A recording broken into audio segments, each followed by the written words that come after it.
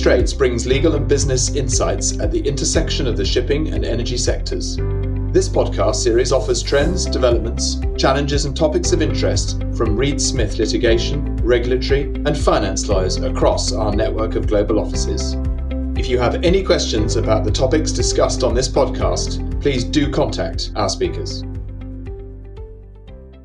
Welcome to our first episode of Trading Straits, focusing on LNG. I'm Antonia Panides and I'm a partner in the transportation group at Reed Smith in London.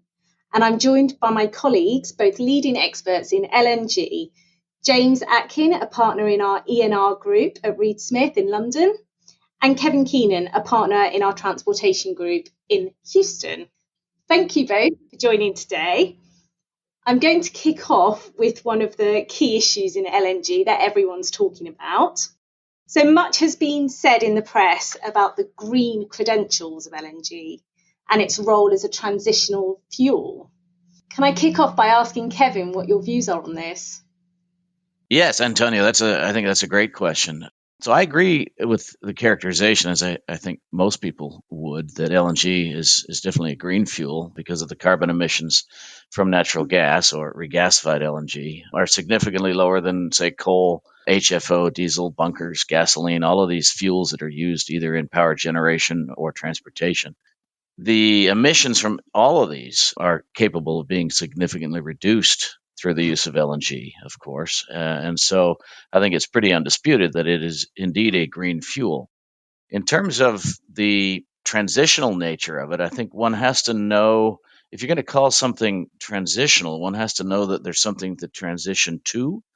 And I'm not certain at this point that we know what that transition is. So we hear a lot about hydrogen, for example, but only time will tell whether we can commercially deploy hydrogen on a large enough scale to replace fossil fuels. And even if we can, that's not a small task. And in my mind, it will take decades to accomplish. Instead, I prefer to think of LNG as a replacement fuel, as it is, as we speak, slowly, and in some cases quite rapidly replacing every one of the fuels I just mentioned for power generation and transportation. Thanks, Kevin. And from a shipping perspective as well, we see with a lot of ship owners now, the new build orders that they're ordering is for the ability to be able to burn LNG, and they're making that investment on the basis that a vessel has a 20-year life cycle. So it's interesting to hear that also on the shipping side of things. When owners are looking to fuel, certainly LNG is up there. Exactly, and we're seeing quite a bit of activity in that space with LNG bunkering and other activities that result from that technology. James, would you have anything to add to that? I fully agree with Kevin, and I think if you look historically at LNG and the fact that it was often used in association with monetizing associated natural gas. So where crude oil was produced with gas, often that gas would be flared and a wasted commodity. And so LNG has actually created a commodity out of something which would otherwise be wasted and burnt and create carbon emissions. And so from its very genesis, I think LNG, as Kevin said, is a green fuel. That said, I think the nature of the conversation we're having surrounding carbon emissions and environmental issues and global impact is the key issue that most people, companies, governments are trying to tackle and address today. And so without a doubt, LNG and natural gas have been hugely successful in displacing coal and fuel oils, exactly as Kevin described, because it's cleaner and the turbines are more efficient. But I think for the LNG industry, as part of the transition, it's important to be ahead of that discussion and to be proactive about the positive nature of LNG. And so not reactive to the suggestions of fossil gas and other things. I think it's the transition, if we're going to make it from the carbon-based economy to, as Kevin described, another type of economy, whether that's hydrogen or renewables, etc.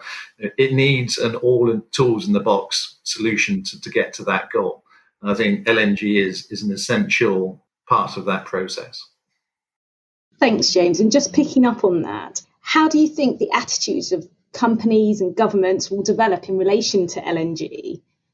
Is it going to continue growing? I mean, we're seeing mixed messages somehow. The World Bank came out to say that it didn't see its role as a transitional fuel anyway. But what are your views? Well, as you say, I think everybody is focused on climate change, sustainability, and the need to move away from carbon heavy power generation and fuel. So moving away from coal and fuel oils. But ultimately, I think the impact and the attitude of the companies and governments depends on large part where they're located. And so one of the key strengths of LNG is that it provides energy security to jurisdictions, countries that aren't blessed with significant natural resources and access to multiple competing sources of energy. So, for example, Europe, gas supplies from Russia, Africa, North Sea, US, blessed with its own shale gas reserves. But if you move into Asia, Northeast Asia, Southeast Asia, with depleting gas reserves, it's a completely different outlook. And so LNG in those markets, I think, plays a fundamental role in terms of allowing the security of the relevant markets and their energy production.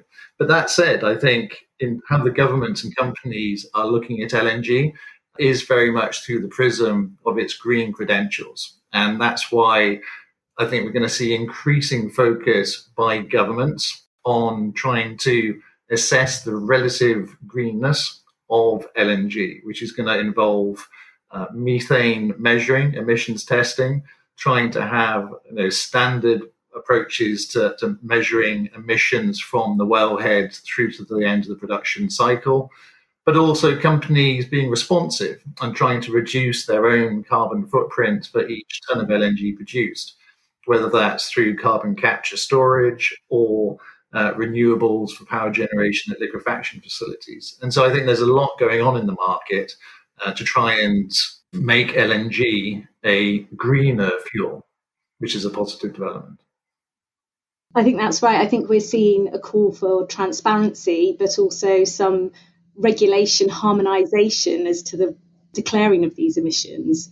So I think we'll see a lot more coming out from the regulators on this. Totally agree. I want to differentiate, though, between, we talked in the last question about whether LNG is a transitional or, in my mind, as I said, it's a replacement fuel. I'm focused there on the word fuel. Obviously, we've got other technologies out there, not fuels, but technologies. We've got wind, we've got solar, we've got, offshore wave technology that can produce power. So, I sort of think of those separately in terms of whether we're talking about LNG as a replacement fuel for something. And I come back and would agree with James that, companies and governments, public and private enterprises at this point have a heavy focus on becoming greener and cleaner. I'm personally working on several projects. My suspicion is that James is too, that are sponsored by either private or government entities to try to decrease emissions, to try to increase the reliability, security of supply. LNG does all of that and is really, those factors, I think, are largely the drivers for most of the LNG development that I and James are working on around the globe at the moment. And what do you anticipate will be the growth markets for LNG? What infrastructure, if any, will need to be developed to support such growth? So in my mind, there's really three things that I would focus on there. Floating liquefaction, I think, has the potential to unlock vast and previously stranded gas reserves, stranded due to geographic location mostly. So, for example, Shell built the first large-scale FLNG vessel in Korea for the Prelude project that sits offshore Western Australia. And that unlocked gas reserves that prior to that technology coming to fruition would never have been able to be monetized because it's so far offshore. It doesn't make any sense to build a pipeline, a subsea pipeline that long to get it onshore and then liquefy it in a stick-built facility, a traditional onshore facility. So floating LNG, I think, is one. Floating regasification is the other. That's the other end of the chain. And I think what you've seen, FSRUs are not new anymore. They've been around for 20 years. But what you've seen is that they have proliferated and they are opening up new markets and are found now in countries where you wouldn't have guessed that they could put an LNG import terminal for various reasons, whether it's the length of the development, whether it's the timeline or the voluminous regulations that you have to jump through to get it done. All of these things, from an FSRU perspective, are abbreviated, and the cost is abbreviated as well. It's a much cheaper way to deploy that technology. And then the final step, I would say, is joining power generation with FSRUs. So imagine all of these islands in Southeast Asia, all the islands in the Caribbean that right now are burning diesel, HFO to produce power. If you could couple electricity generation with an FSRU as a turnkey solution in some of these locations, it would, in Indonesia alone, the hundreds of islands in Indonesia, small islands that it doesn't make any sense to build a large scale LNG import terminal in. Imagine being able to take an FSRU, couple it with power generation, and be able to produce power on a scalable basis for some of these islands. And the Caribbean is the same way. I think it's a tremendous opportunity. And I would agree with all of that. And I think that the key message for LNG and its potential growth is to increase market penetration, to get into the markets, allow conversion from other power sources, whether that's coal or fuel oils. And so further to what Kevin just described, I think also allowing break bulk to have ISO containers of LNG to allow smaller volumes to be delivered into relative markets. But also when you go into certain jurisdictions like India, for example, where the gas pipeline system is currently undergoing an expansion, but there's a long way to go until it reflects European or US gas network infrastructure, to allow transportation of gas by containers, by rolling stock, and that allowed penetration and replacement of LPGs. But I think also in terms of growth markets for LNG, I know Kevin's doing a huge amount of work in the bunkering space. I think that's really exciting for the shipping industry. Also for truck fuel, if you have a centralized source of LNG for loading on buses or trucks for heavy goods vehicles, and mega container ships. And I think that it's an exciting new opportunity for the market to get into those heavy industries. Thanks both. And I just have one final question. Perhaps, James, you can shine some light on the significant price spike in January this year, and what do you believe will be the consequence moving forward? Well, it was a dramatic series of events which I think led to uniquely high prices, not only for the commodity, for the LNG, but also freight prices in the LNG tanker space, where people were desperately scrambling to try and secure cargoes for their end markets. And I think it wasn't just cold weather then. It was in large part due to cold weather, exceptionally cold weather, and people not having sufficient LNG in storage to meet that demand, and then constraints in the Panama Canal, which added together to create a unique storm of lack of availability of LNG and truly eye-watering prices. And I think the one lesson that people will be taking away from that episode is that the LNG market has become remarkably fragmented. There are a plethora, as we've talked about on this call, new markets, new players, new buyers, new consumers. And the focus of the relationship between long-term buyers and sellers has broken down. And certain LNG buyers are very much focused on short-term spot procurement strategies as the optimal way to supply their gas-fired power operations and jurisdictions. And I think what we saw in January was a wake-up call of the dangers of that strategy. And if you look at some of the longer players in this market, they are quite public in how they have a mixed portfolio for their LNG supplies. So long-term contracts may be making up 60, 70% of their supply portfolio, coupled with 30, 40% of spot, so they can take advantage of market opportunities. And I think what we'll see as a result of the price spikes in January is people reevaluating their procurement strategies And it's a discussion we've been having in the LNG sector for at least the last 5-10 years of the need for long-term contracts from the sell side to provide the security for the investment for infrastructure.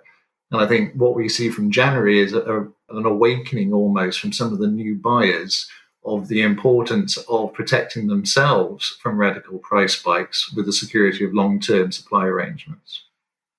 Thank you. Kevin, anything to add? I would agree with that completely. And I would add one factor that, in my mind, having spoken shortly after that price spike with a client who's been in the business, he's a very sharp developer, been in the business 30 plus years. And his explanation, in part, was that the situation in Japan and Korea, Japan more than Korea, but certainly both of them to some extent, is that they are not as integrated in their markets as the US, Canada, the UK, the EU, for example, are. And what I mean by not as integrated, I mean the pipeline infrastructure is not there. And so you've got these disintegrated markets for natural gas. And what that results in, and I'm venturing into dangerous territory here because I'm not an economist, but what that results in is sort of an inelastic supply-demand curve, right? Where if Japanese and Korean buyers need LNG, they need it at any price. And, obviously any price is probably hyperbolic. There'd probably be a price where they couldn't take it. But, and when they don't need LNG, they won't take it no matter how cheap it is. So it doesn't respond to the types of supply and demand price swings that would normally be found in an elastic market. And I think that was probably an exacerbating factor. I agree with James that all of those, sort of a perfect storm, confluence of unfortunate events led to this price spike. But I think exacerbating that was probably something that's not going to go away anytime soon. It's just a function of how those markets are designed. Thank you. Thanks both. And thank you everyone for listening. Please do reach out to us if you've got any questions or if you simply want to continue the discussion. Thanks all. Thanks, Antonia. Thank you, Antonia.